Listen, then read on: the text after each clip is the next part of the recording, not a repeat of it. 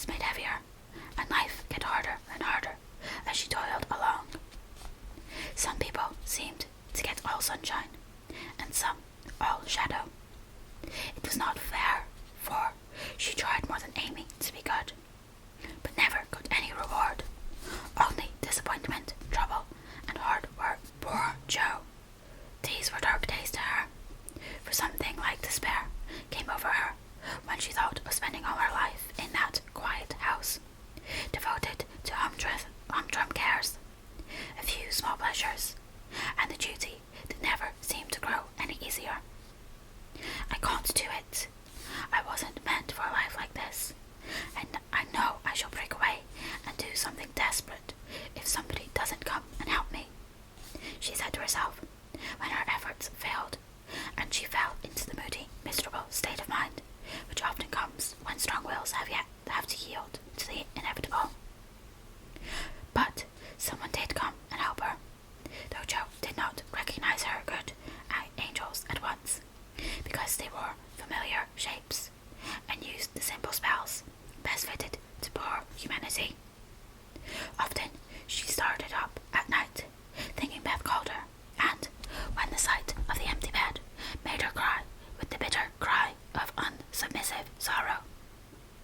"Oh, Beth, come back, come back." She did not stretch out her yearning arms in vain, for as quick to hear her sobbing as she had been to hear her sister's faintest whisper, her mother came to comfort her, not with words only, but the patient tenderness that soothes by a touch, tears that were mute reminders of a greater grief than Jo's, and broken whispers more eloquent than prayers, because hopeful resignation went hand in hand with natural sorrow. Sacred moments when heart talked to heart in the silence of the night, turning affliction to a blessing, which chastened grief and strengthened love. Feeling this, Jo's burden seemed easier to bear. Duty grew sweeter, and life looked more endurable, seen from the safe shelter of her mother's arms. When aching heart was a little comforted, troubled mind likewise found help. For one day she went to the study, and, leaning over the good grey head, lifted to welcome her with a tranquil smile, she said very humbly, "Father, talk to me as you did to Beth. I need it more than she did, for I'm all wrong." "My dear, nothing can comfort me like this," he answered with a falter in his voice, and both arms round her, as if he too needed help, and did not fear to ask for it. Then, sitting in Beth's little chair close beside him, Jo told her troubles, the resentful sorrow for her loss, the fruitless efforts that discouraged her, the want of faith that made life look so dark, and all the sad bewilderment which we call despair. She gave him entire confidence. He gave her the help she needed, and both found consolation in the act. For the time had come when they could talk together, not only as father and daughter, but as man and woman, able and glad to serve each other with mutual sympathy as well as mutual love. Happy, thoughtful times there in the old study, which Jo called the Church of One Member, and from which she came with fresh courage, recovered cheerfulness, and a more submissive spirit. For the parents who had taught one child to meet death without fear were trying now to teach another to accept life without despondency or distrust, and to use its beautiful opportunities with gratitude and power. Other helps had Jo, humble, wholesome duties, and delights that would not be denied their part in serving her, and which she slowly learned to see and value. Brooms and dishcloths never could be as distasteful as they once had been, for Beth had presided over both, and something of her housewifely spirit seemed to linger round the little mop and old brush, never thrown away. As she used them,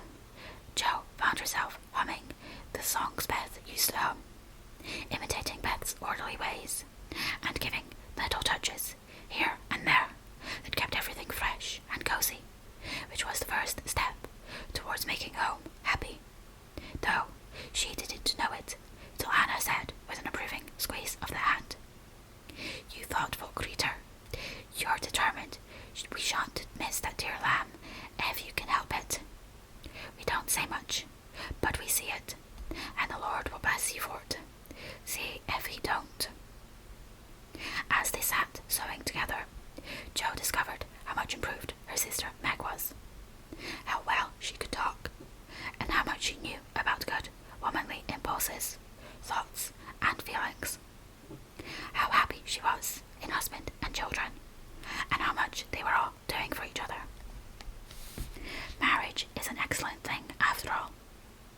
I wonder if I should blossom out half as well as you have if I tried it.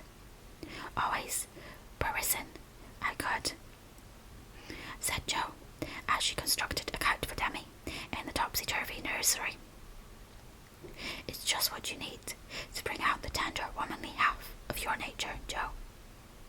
You are like a chestnut burr, prickly outside, but silky soft within, and a sweet kernel, if one can only get at it.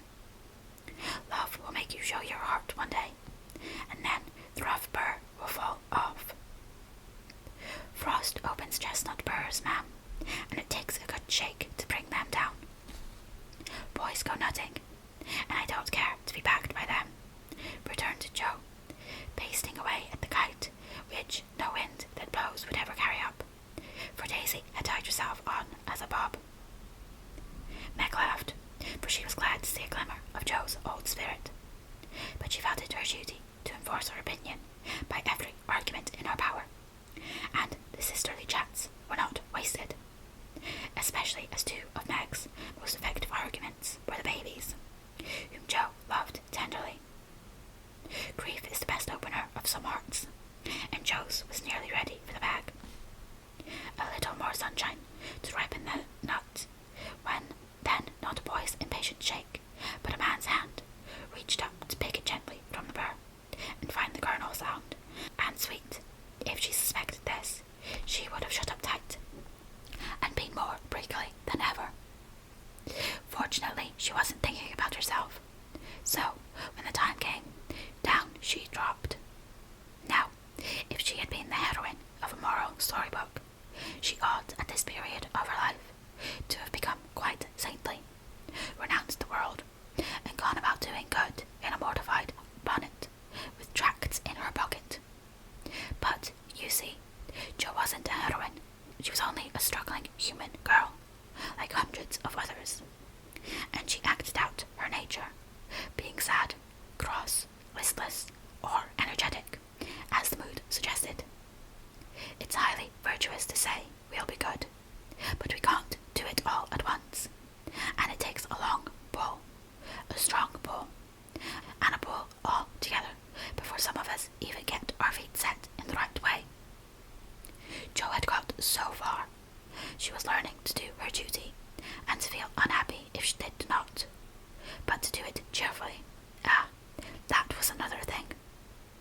She had often said she wanted to do something splendid, no matter how hard, and now she had her wish, for what could be more beautiful than to devote her life to father and mother, trying to make home as happy to them as they had to her.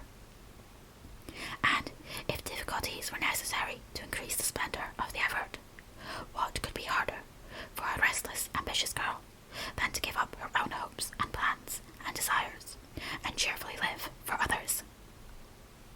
Providence had taken her at her word.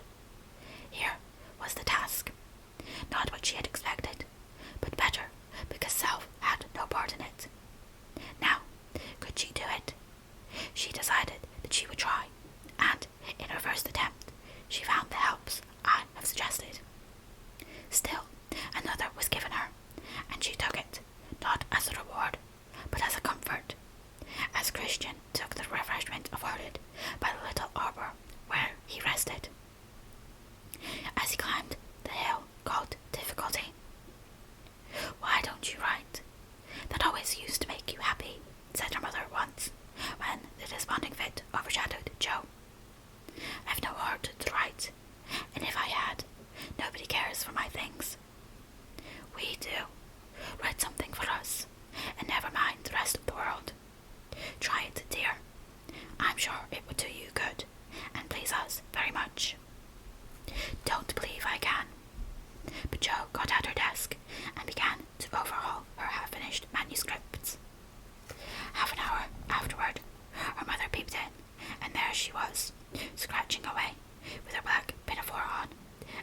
absorbed expression, which caused Mrs. March to smile and slip away, well pleased with the success of her suggestion. Jo never knew how it happened, but something got into that story that went straight to the hearts of those who read it. For when her family had laughed and cried over it, her father sent it, much against her will, to one of the popular magazines, and to her utter surprise, it was not only paid for, but others requested it. Letters from several persons, whose praise was honour, followed the appearance of the little story. Newspapers copied it, and strangers as well as friends admired it. For a small thing, it was a great success, and Jo was more astonished than when her novel was commended and condemned all at once. I don't understand it. What can there be in a simple little story like that to make people praise it so? She said, quite bewildered. There is truth in it, Jo. That's the secret. Humour and pathos make it alive, and you have found your style at last. You wrote with no thoughts of fame and money, and put your heart into it, my daughter. You have had the bitter, now comes the sweet. Do your best, and grow as happy as we are in your success. If there is anything good or true in what I write, it isn't mine. I owe it all to you and Mother and Beth, said Jo, more touched by her father's words than by any amount of praise from the world. So, taught by love and sorrow, Jo wrote her little stories, and sent them away to make friends for themselves and her, finding it a very charitable world to such humble wanderers, for they were kindly welcomed and sent home comfortable tokens to their mother, like dutiful children whom good fortune overtakes. When Amy and Laurie wrote of their engagement, Mrs. March feared that Jo would find it difficult to rejoice over it, but her fears were soon set at rest, for though Jo looked grave at first, she took it very quietly, and was full of hopes and plans for the children before she read the letter twice. It was a sort of written duet, wherein each glorified the other in lover-like fashion, very pleasant to read and satisfactory to think of, for no one had any objection to make. You like it, Mother, said Jo, as they laid down the closely written sheets and looked at one another. Yes, I hoped it would be so, ever since Amy wrote that she had refused Fred. I felt sure then that something better than what you call the mercenary spirit had come over her, and a hint here and there in her letters made me suspect that love and Laurie would win the day. How sharp you are, Marmee, and how silent. You never said a word to me. Mothers have need of sharp eyes and discreet tongues when they have girls to manage. I was half afraid to put the idea into your head, lest you should write and congratulate them before the thing was settled. I'm not the scatterbrain I was. You may trust me. I'm sober and sensible enough for anyone's confidence now. So you are, my dear, and I should have made you mine. Only I fancied it might pain you to learn that your Teddy loved someone else. Now, Mother, did you really think I could be so silly and selfish that I'd refuse his love when it was freshest, if not best?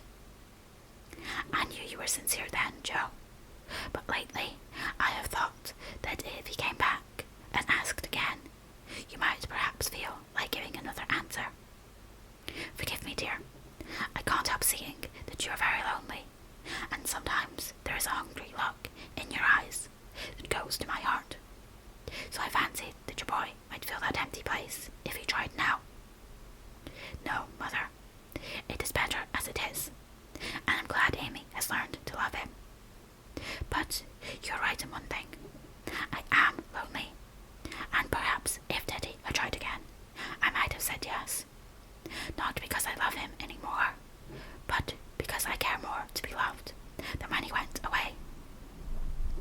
I'm glad of that, Jo, for it shows that you are getting on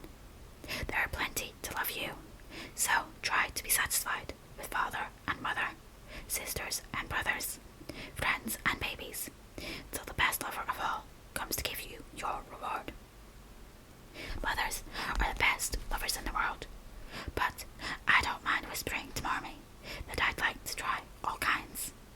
It's very curious, but the more I try to satisfy myself with all sorts of natural affections, the more I seem to want.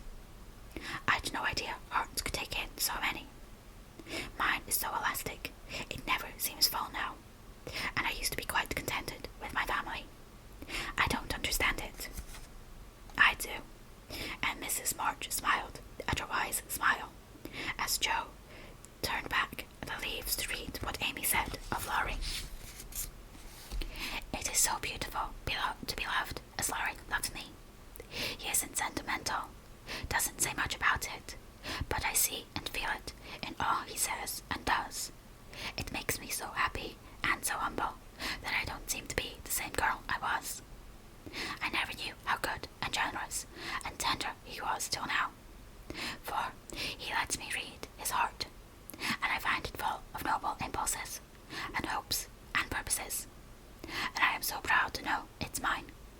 He says he feels as if he could make a prosperous voyage now, with me aboard as mate, and lots of love for ballast.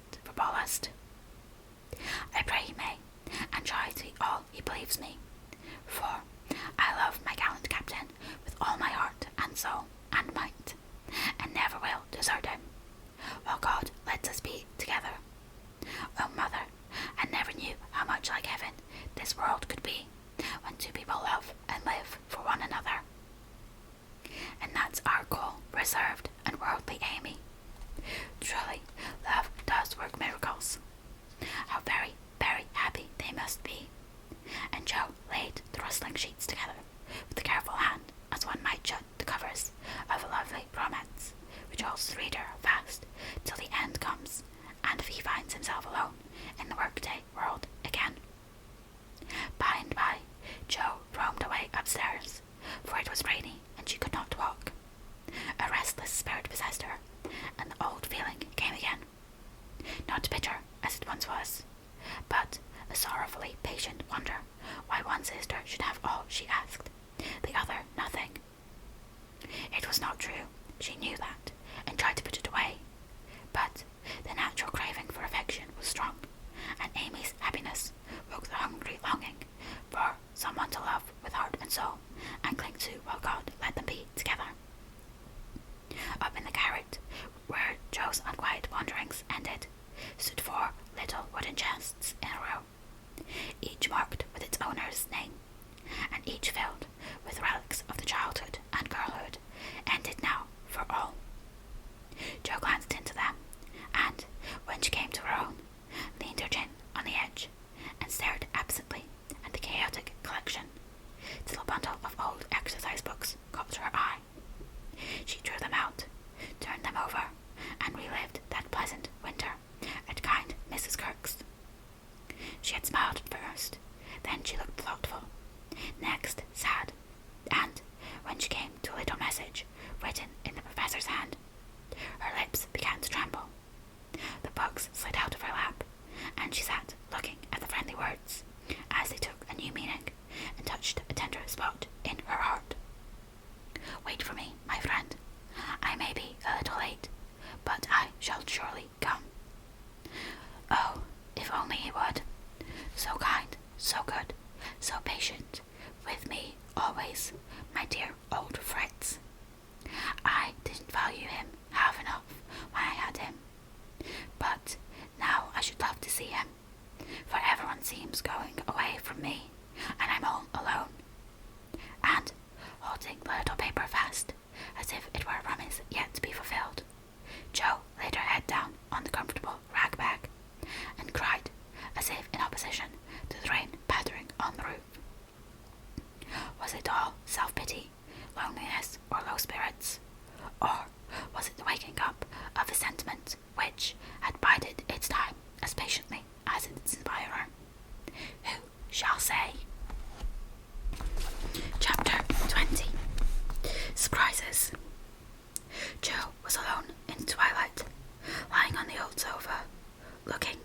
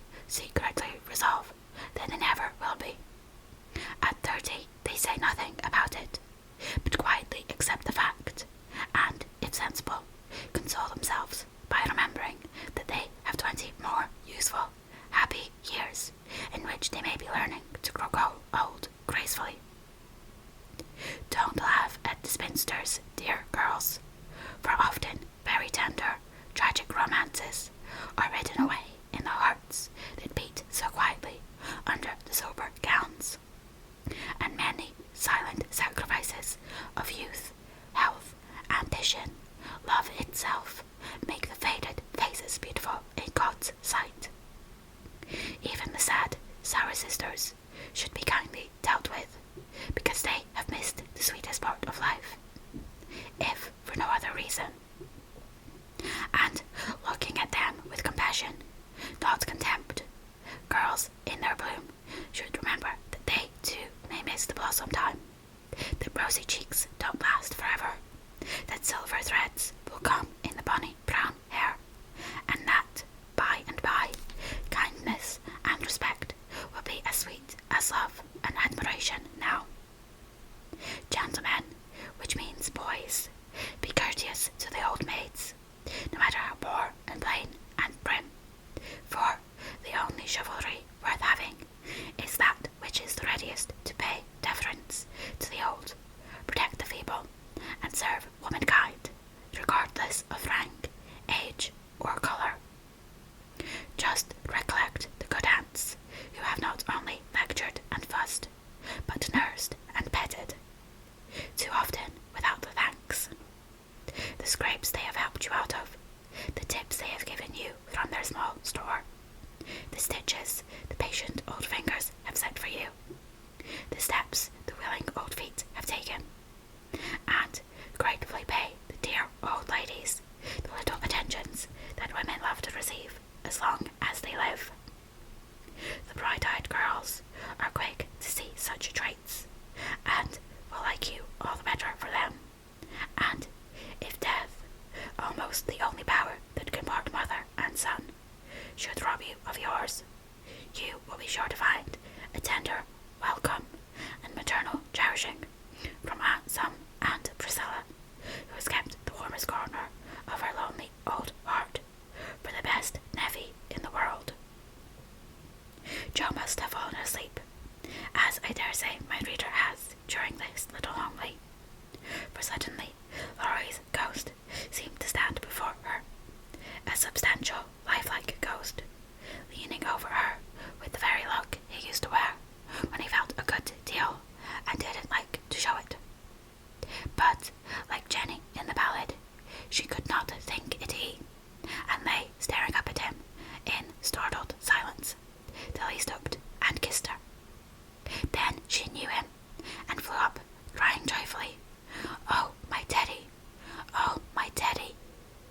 Dear Joe, you are glad to see me then? Glad, my blessed boy, words can't express my gladness. Where's Amy? Your mother has got her down at Meg's.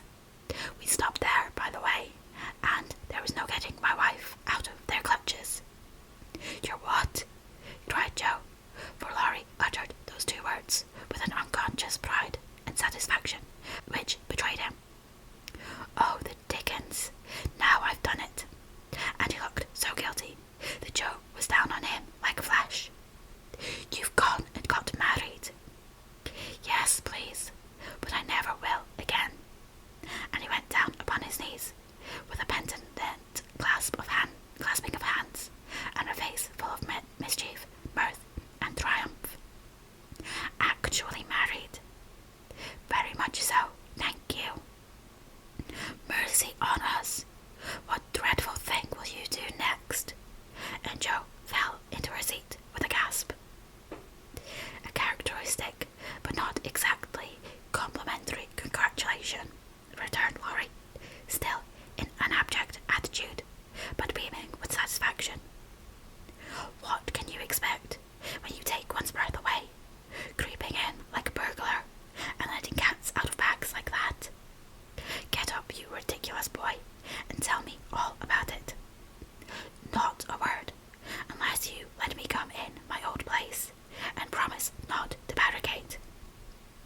Joe laughed at that, as she had not done for many a long day, and patted the sofa invitingly, as she said in a cordial tone, "The old pillow is up in the garret, and we don't need it now, so come and fare Teddy." How good it sounds to hear you say Teddy. No one ever calls me that but you. And Laurie sat down with an air of great contempt. "What does Amy call you?" "My lord." "That's like her. Well, you look it." And Joe's eye plainly betrayed that she found her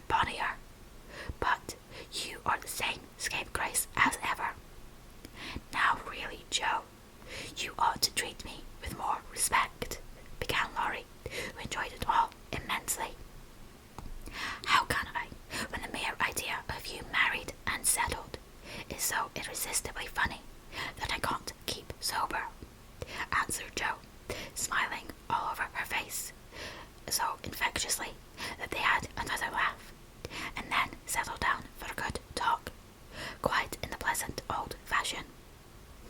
"It's no use your going out in the cold to get Amy, for they are all coming up presently. I couldn't wait. I wanted to be the one to tell you the grand surprise, and have first skim, as we used to say when we squabbled about the cream. Of course you did, and spoiled your story by beginning at the wrong end. Now, start right, and tell me how it all happened. I'm pining to know."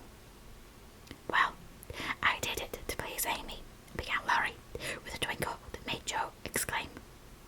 "Fib number one. Amy did it to please you. Go on and tell the truth if you can, sir." "Now she's beginning to marmot. Isn't it jolly to hear her?" said Laurie to the fire, and the fire glowed and sparkled, as if it quite agreed. "It's all the same, you know, she and I being one. We planned to come home with the Carrolls a month or more ago, but they suddenly changed their minds, and decided to pass another winter in Paris. But Grandpa wanted to come home. He went to please me, and I couldn't let him go alone.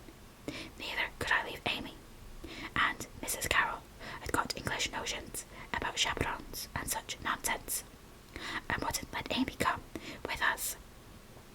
So I just settled the difficulty by saying, 'Let's be married, and then we can do as we like.' Of course you did. You always have things to suit you." "Not always." And something in Laurie's voice made Jo say hastily, "How did you ever get Aunt to agree?" "It was hard work, but between us, we talked her over, for we had heaps of good reasons on our side. There wasn't time to write and ask leave, but you all liked it, had consented to it by and by, and it was only taking time by the fetlock, as my wife says. Aren't we proud of those 2 words? And don't we like to say them?" interrupted Jo, addressing the fire in her turn, and watching with delight the happy light it seemed to kindle in the eyes that had been so tragically gloom when she saw them last. "A trifle, perhaps. She's such a captivating little woman. I can't help being proud of her." "Well, then Uncle and Aunt were there to play propriety. We were so absorbed in one another, we are of no mortal use apart, and that charming arrangement would make everything easy all around. So we did it." "When? Where? How?" asked Jo, in a fever of feminine interest and curiosity, for she could not really realize it a particle. 6 weeks ago, at the American consul's in Paris. A very quiet wedding, of course, for even in our happiness we didn't forget dear little Beth."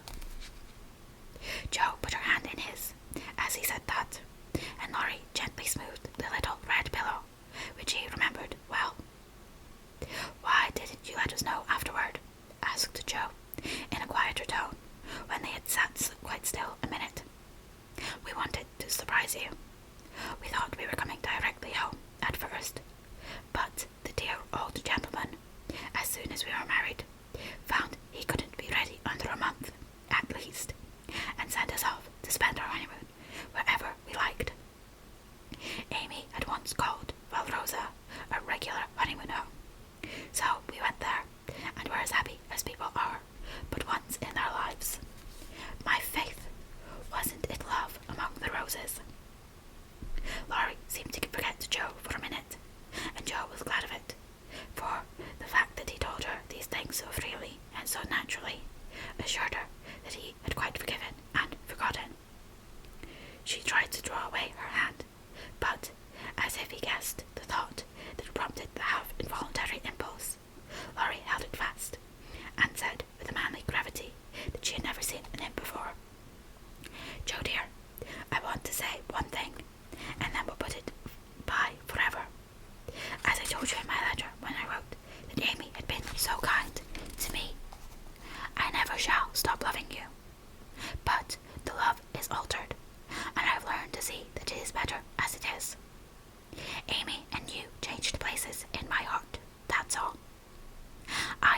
was meant to be so, and would have come about naturally if I had waited, as you tried to make me. But I never could be patient, and so I got a heartache.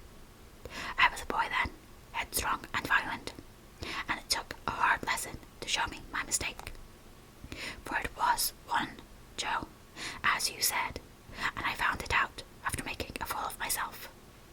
Upon my word, I was so tumbled up in my mind at one time that I didn't know which I loved best, you or Amy. I tried to love you both alike, but I couldn't, and when I saw her in Switzerland, everything seemed to clear up all at once. You both got into your right places, and I felt sure that it was well off with the old love before it was on with the new. That I could honestly share my heart between Sister Joe and wife Amy and love them dearly. Will you believe it and go back to the happy old times when we first knew one another? I'll believe it with all my heart, but, Teddy, we can never be boy and girl again. The happy old times can't come back, and we mustn't expect it. We are man and woman now, with sober work to do, for playtime is over, and we must give up frolicking. I'm sure you feel this. I see the change in you, and you'll find it in me. I shall miss my boy, but I shall love the man as much and admire him more, because he means to be what I hoped he would.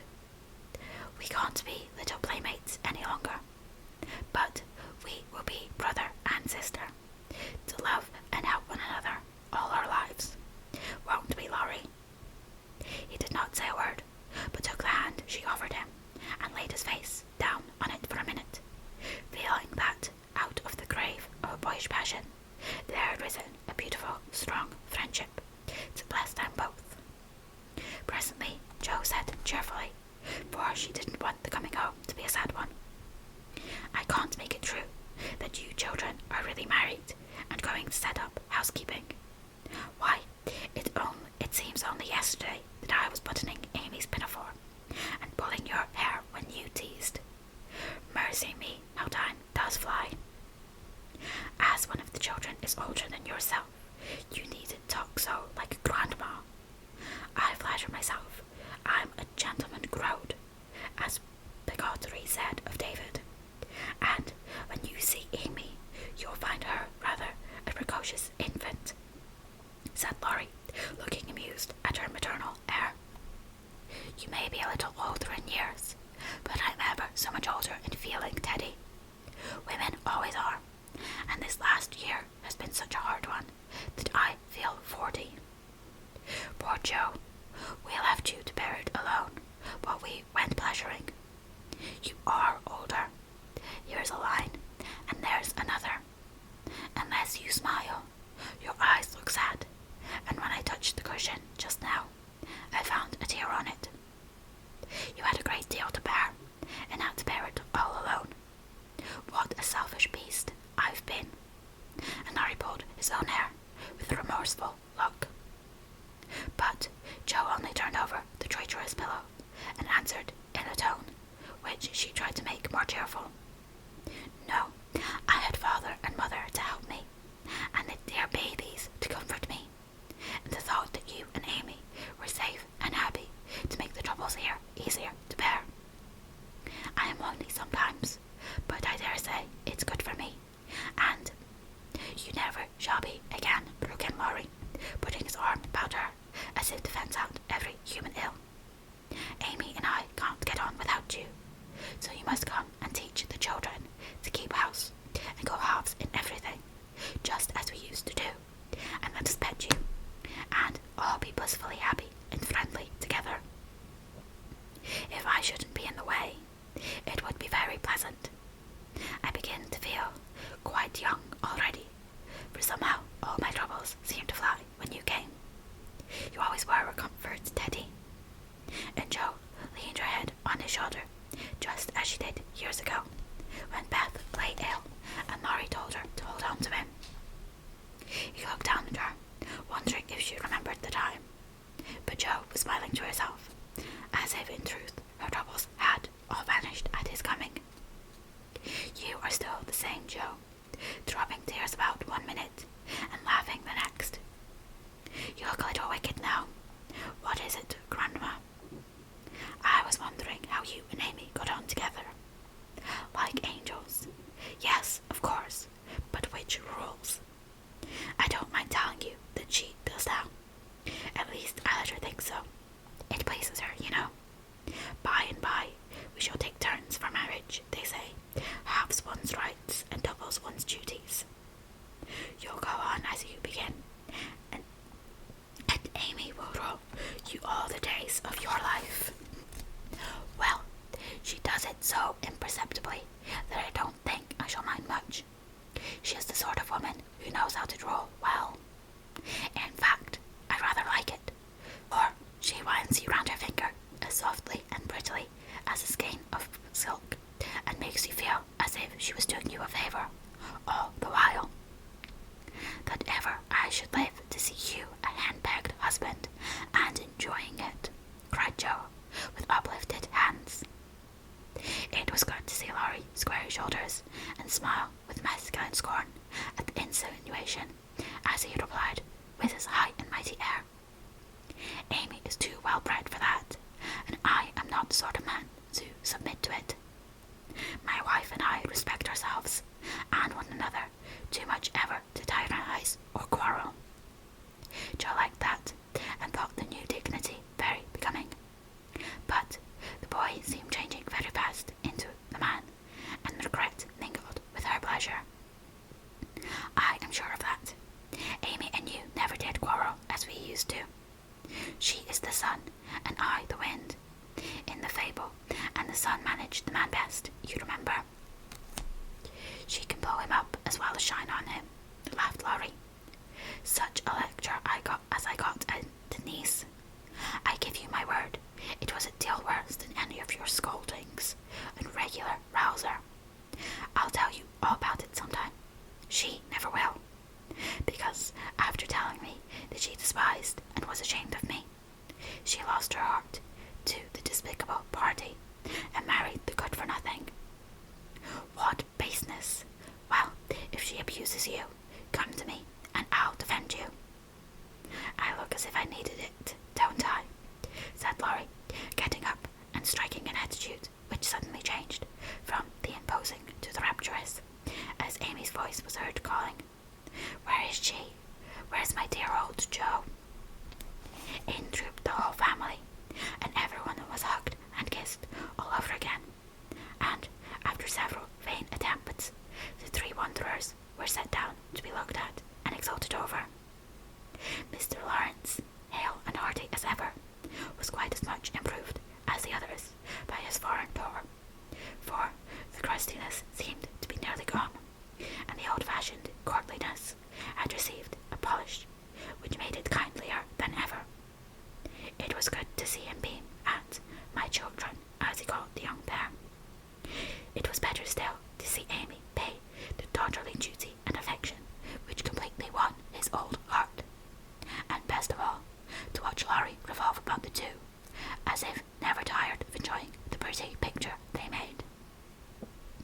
The minute she put her eyes upon Amy, Meg became conscious that her own dress had an Parisian air, that young Mrs. Moffat would be entirely eclipsed by young Mrs. Lawrence, and that her ladyship was altogether a most elegant and graceful woman. Jo thought, as she watched the pair, how well they looked together. I was right, and Laurie has found the beautiful, accomplished girl who will become his home better than clumsy old Joe, and be a pride, not a torment to him. Mrs. March and her husband smiled and nodded at each other with happy faces, for they saw that their youngest had done well, not only in worldly things, but in the better wealth of love, confidence, and happiness. For Amy's face was full of the soft brightness which betokens a peaceful heart. Her voice had a new tenderness in it, and the cool, prim carriage was changed to a gentle dignity, both womanly and winning. No little affections marred it,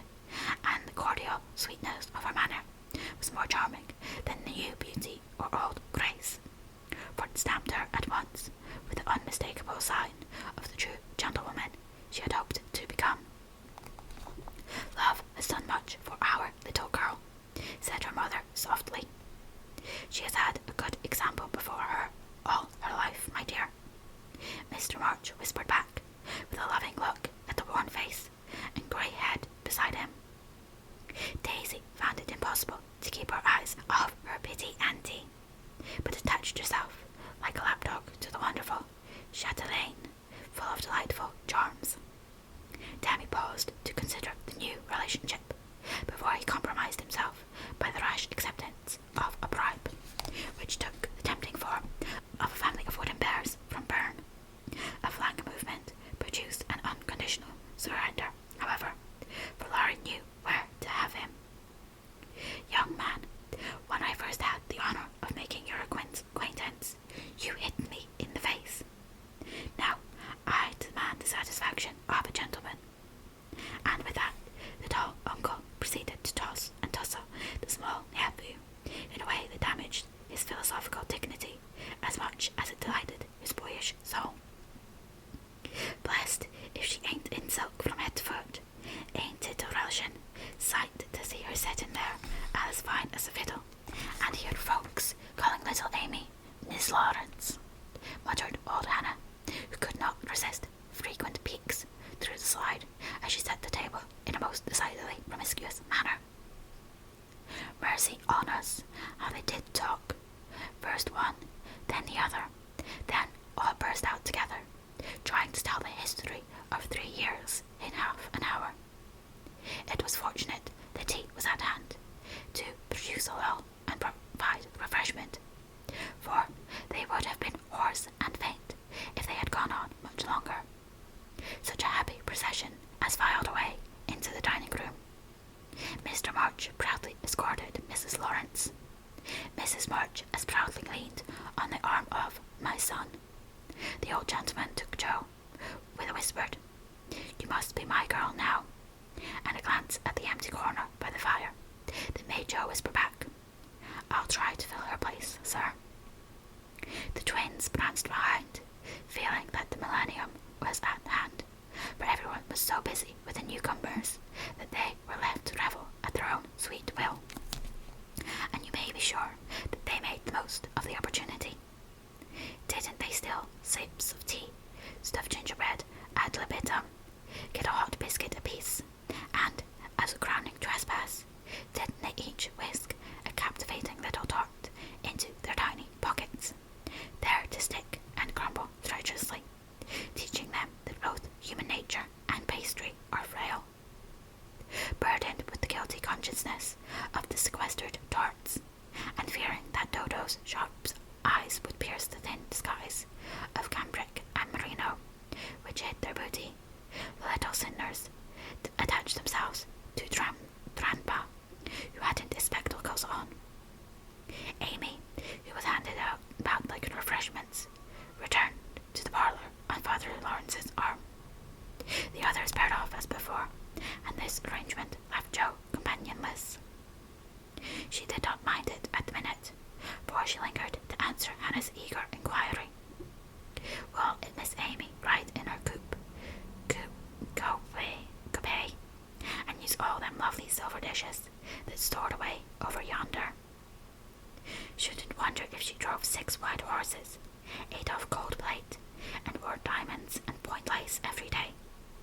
Teddy thinks nothing too good for her," returned Joe with infinite satisfaction. "No more there is. Will you have hash or fish balls for breakfast?" asked Hannah, who wisely mingled poetry and prose. "I don't care," and Joe shut the door, feeling that food was an uncongenial topic just then. She stood a minute, looking at the party vanishing above, and as Damie's short black legs toiled up the last stair, a sudden sense of loneliness came over her so strongly that she looked about her with dim eyes, as if to find something to lean upon, for even Teddy had deserted her. If she had known what birthday gift was coming every minute nearer and nearer, she would not have said to herself, "I'll weep a little weep when I go to bed. It won't do to be dismal now." Then she drew her hand over her eyes, for one of her boyish habits was never to know where the handkerchief was, and had just managed to call up a smile when there came a knock at the porch. She opened with hospitable haste, and started as if another ghost had come to surprise her, for there stood a tall, bearded gentleman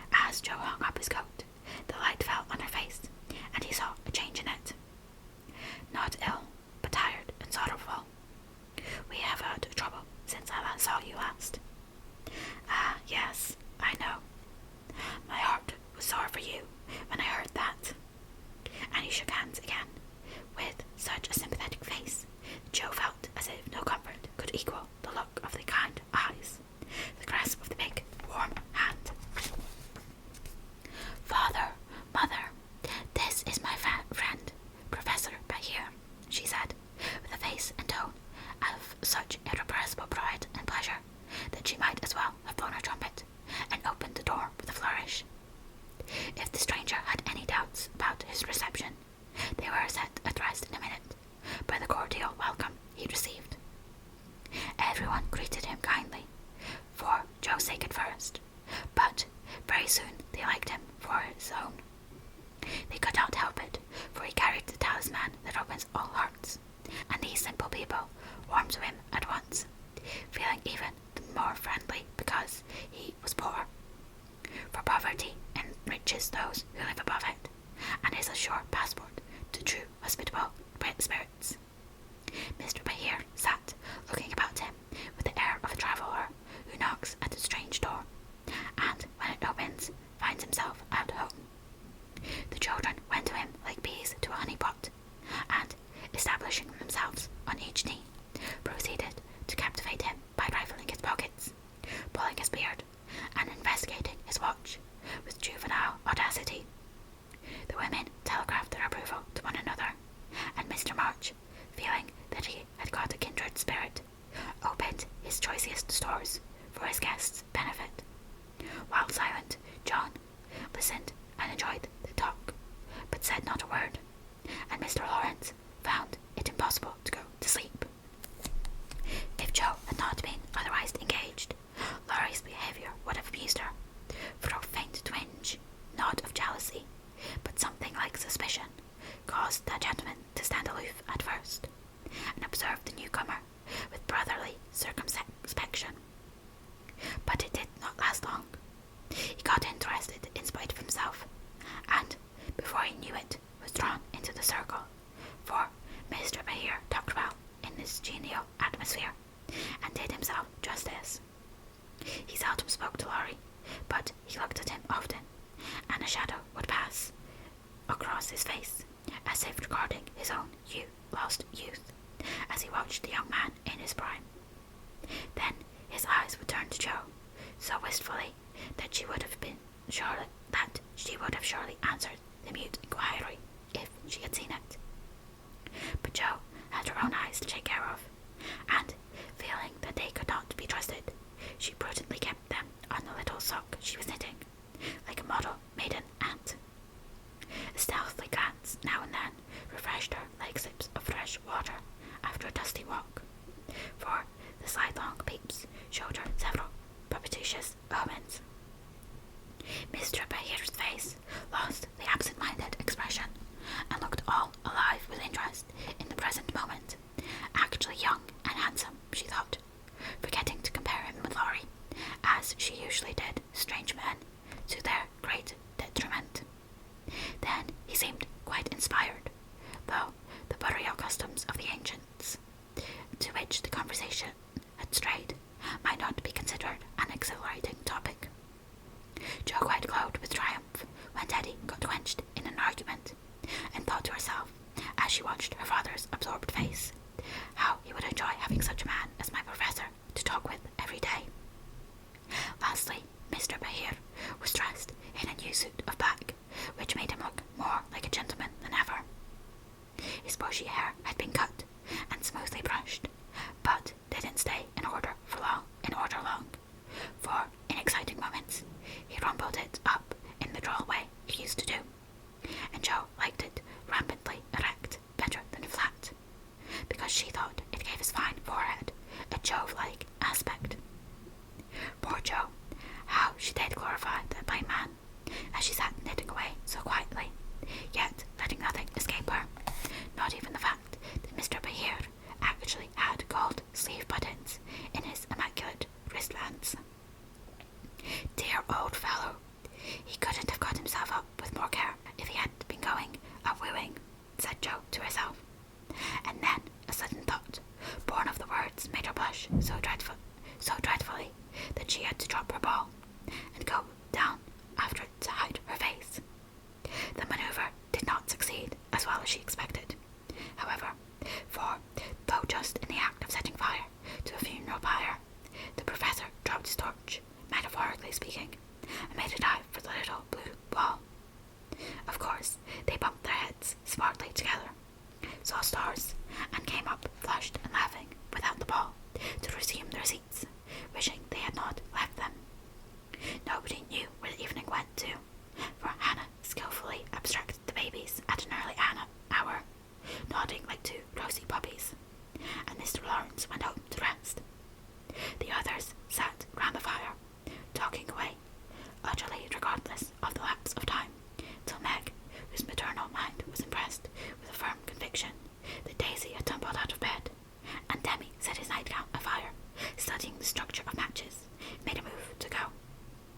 "We must have our sing in the good old way, for we are all together again once more," said Joe, feeling that a good shout would be a safe and pleasant vent for the jubilant emotions of her soul. They were not all there, but no one found the words thoughtless or untrue, for Beth still seemed among them, a peaceful presence, invisible but dearer than ever, since death could not break the household league that love made dissoluble. The little chair stood in its old place. The tidy basket, with the bit of work she left unfinished when the needle grew so heavy, was still on its accustomed shelf. The beloved instrument, seldom touched now, had not been moved, and above it Beth's face, serene and smiling, as in the early days, looked down upon them, seeming to say, "Be happy, I am here." "Play something, Amy. Let them hear how much you have improved," said Larry, with pardonable pride in his promising pupil. But Amy whispered, with full eyes, as she twirled the faded stole, "Not tonight, dear. I can't show off tonight." But she did show something better than brilliancy or skill, for she sang Beth's songs with tender music in her voice, which the best master could not have taught, and touched the listeners' hearts with a sweeter power than any other inspiration could have given her. The room was very still when the clear voice failed suddenly at the last line of Beth's favourite hymn. It was hard to say, "Earth hath no sorrow that heaven cannot heal," and Amy leaned against her husband, who stood behind her, feeling that her welcome home was not quite perfect without Beth's kiss. "Now, we must finish with McNonn's song, for Mr. Behir sings that," said Joe, before the pause grew painful, and Mr. Behir cleared his throat with a gratified ahem, as he stepped into the corner where Joe stood, saying, "You will sing with me. We go excellently well together." A pleasing fiction, by the way, for Joe had no more idea of music than a grasshopper, but she would have consented if he had proposed to sing the whole opera, and warbled away, blissfully regardless of time and tune. It didn't much matter, for Mr. Behir sang like a true German, heartily and well, and Joe soon subsided into a subdued hum, that she might listen to the mellow voice that seemed to sing for her alone. "Knowst thou the land where the citron blooms?" used to be the professor's favourite line, for Das Land meant Germany to him. But now he seemed to dwell with peculiar warmth and melody upon the words, "There, oh there, might I with thee, oh my beloved, go." And one listener was so thrilled by the tender invitation that she longed to say she did know the land, and would joyfully depart thither whenever he liked. The song was considered a great success, and the singer retired, covered with laurels. But a few minutes afterward, he forgot his manners entirely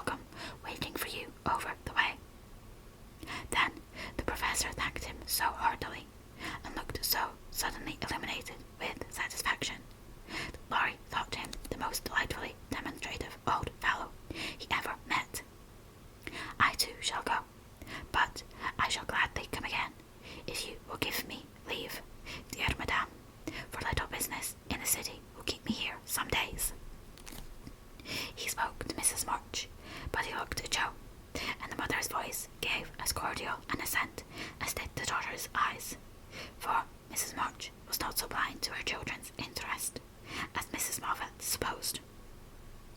"I suspect that is a wise man," remarked Mr. March, with placid satisfaction, from the hearthrug, after the last guest had gone.